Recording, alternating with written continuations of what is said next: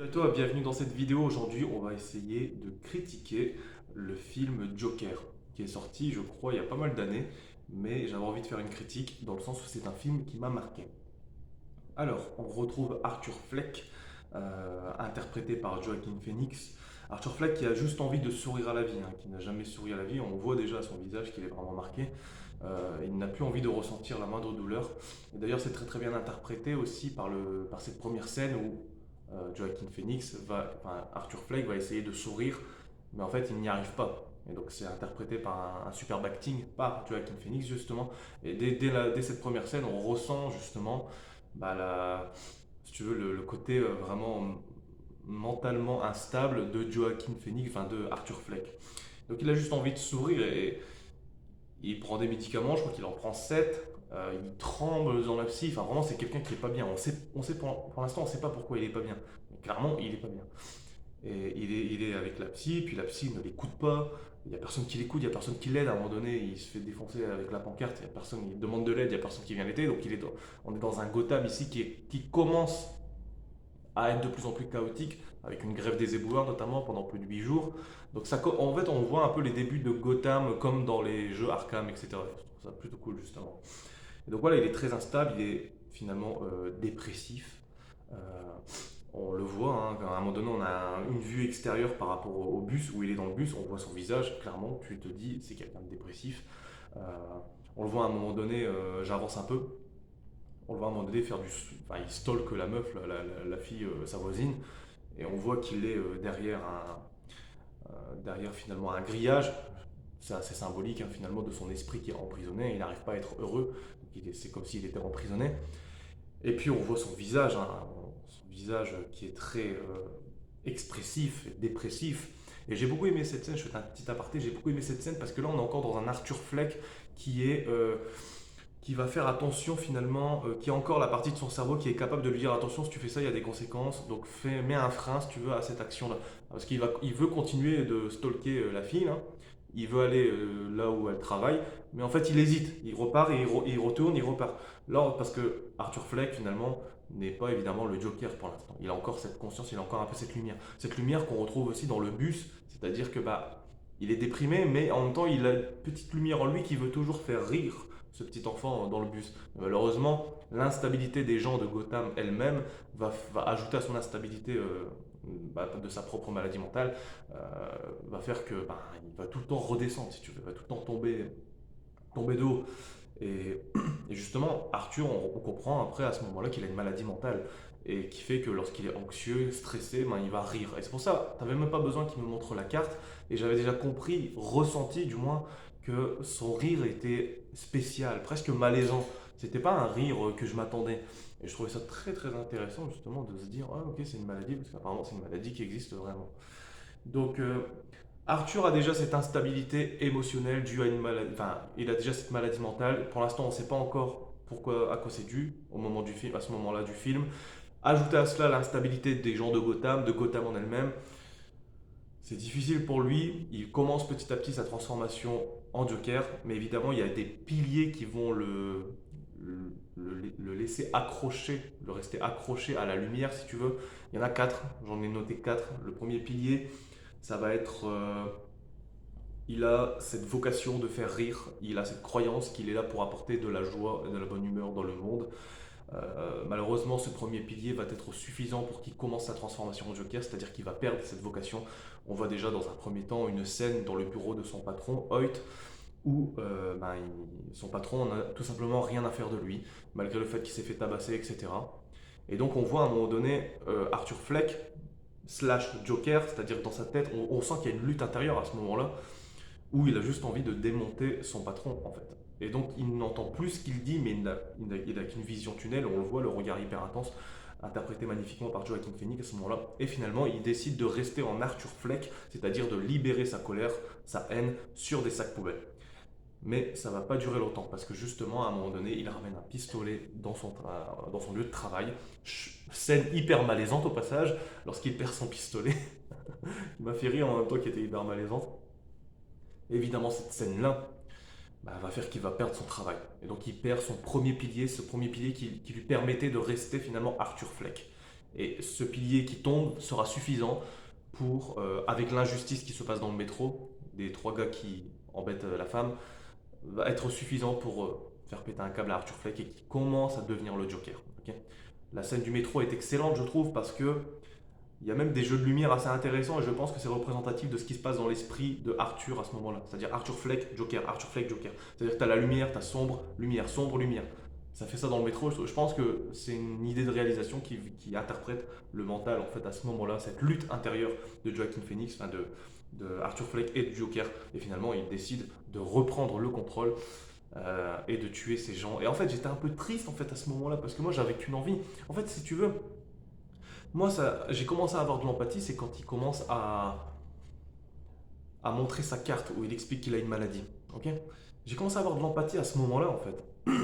Et j'ai encore eu plus de l'empathie quand j'ai appris que Arthur Fleck était quelqu'un en fait qui visualisait des scènes où il faisait interpréter des personnages dont il est inspiré, qu'il leur fait dire des choses dont il a besoin. Ça m'a vraiment retourné. Je me suis dit, putain, j'ai vraiment envie que Arthur Fleck s'en sorte en fait. Et bon, je savais que c'était un film Joker, je savais que voilà, ça allait mal tourner. Mais ouais, à un moment donné, il imagine en fait son idole un peu Murray. Bah, il imagine en fait être dans ce talk show et que tout le monde, lui ce qu'il a envie c'est d'être admiré en fait. Il a envie de recevoir ce qu'il n'a jamais reçu, il a envie de recevoir cette reconnaissance de sa propre valeur, que quelqu'un lui dise que ça a été dur d'être seul avec sa mère malgré qu'il a été seul et à cause de l'abandon de son père. Et moi cette scène elle m'a, moi cette scène elle m'a, bah, ça m'a vraiment marqué quoi. Je me suis dit putain mais et je pense que beaucoup, et moi-même j'en faisais partie, beaucoup de personnes qui étaient déprimées autrefois visualisent certaines choses pour se rassurer. Et quand ils visualisent justement la discussion avec Murray, où Murray dit je pourrais tout quitter pour avoir un gosse comme toi, tu te rends compte que c'est Arthur Fleck qui a envie, qui aurait aimé que c'est son père qui lui dise ça, mais son père l'a abandonné. Moi, si tu veux me faire rentrer dans l'empathie pour un personnage, je trouve qu'il n'y a pas de meilleure manière et on n'est même pas à 15 minutes du film, tu vois. Donc bref, on a ce premier pilier, comme je disais, qui est tombé, avec cette scène dans le métro, qui est vraiment exceptionnelle, hein. On a à un moment donné un regard, le regard très intense du Joker, si je peux dire, où il attend pour tuer le troisième gars, il attend pour sortir du métro, et fait pause à un moment donné sur ce film, à un moment du film là. L'acting de Joaquin Phoenix est exceptionnel, il n'a pas besoin de parler, tu as juste la face qui te dit tout. Et puis finalement, on le retrouve dans les toilettes avec évidemment une lumière verte représentative de la transformation qui commence du Joker. Et il se met à danser. Et pour moi, à chaque fois qu'il danse, c'est lorsqu'il devient lui-même, lorsqu'il a repris le contrôle. Et donc il est en paix. Et je trouve ça à la fois triste et à la fois.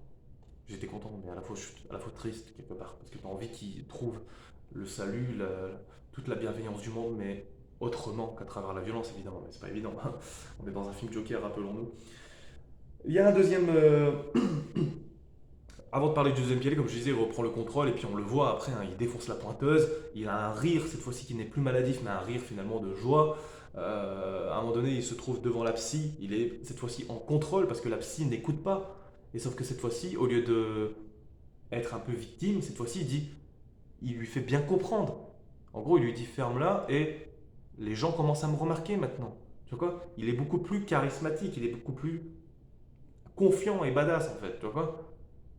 Ça, j'ai trouvé ça très intéressant. Le deuxième pilier, finalement, qui va faire encore plus perdre la tête à Arthur Joker, qui va faire devenir le Joker, c'est qu'il a un espoir en fait que son père c'est Thomas Wayne.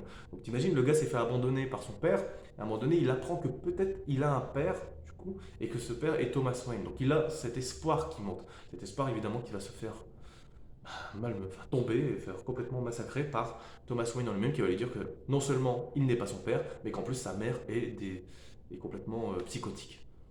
Ok. Mais pour l'instant, il ne le croit pas trop, j'imagine, Arthur. Ok.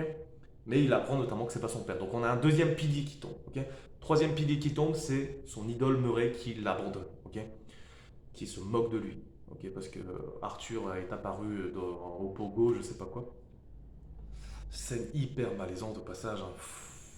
Moi, le film, il m'a rendu malaisant, hein. Pauvre Arthur. Enfin, moi, en fait, j'avais trop d'empathie pour ce mec, tu vois. Je veux dire, il est pas drôle, c'est la réalité. Il est vraiment pas drôle. Ses blagues sont pas drôles, mais t'as pas envie de te moquer de lui quelque part. Enfin, je sais pas, c'est trop bizarre, quoi.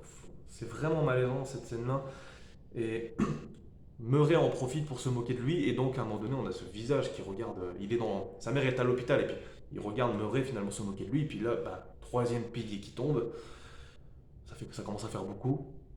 Et finalement, ça va être le quatrième pilier qui là va vraiment créer la transformation de Arthur en Joker.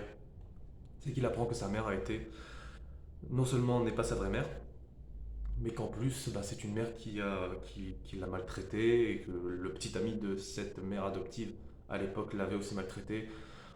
Oh, moi j'ai trouvé cette scène complètement.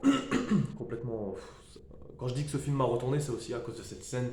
C'est que tu comprends à ce moment-là d'où vient la maladie mentale d'Arthur. Tu comprends que, ok, il est comme ça parce que ça. Comment tu veux pas avoir d'empathie pour ce mec? Tout est fait pour avoir de l'empathie pour ce gars, tu vois.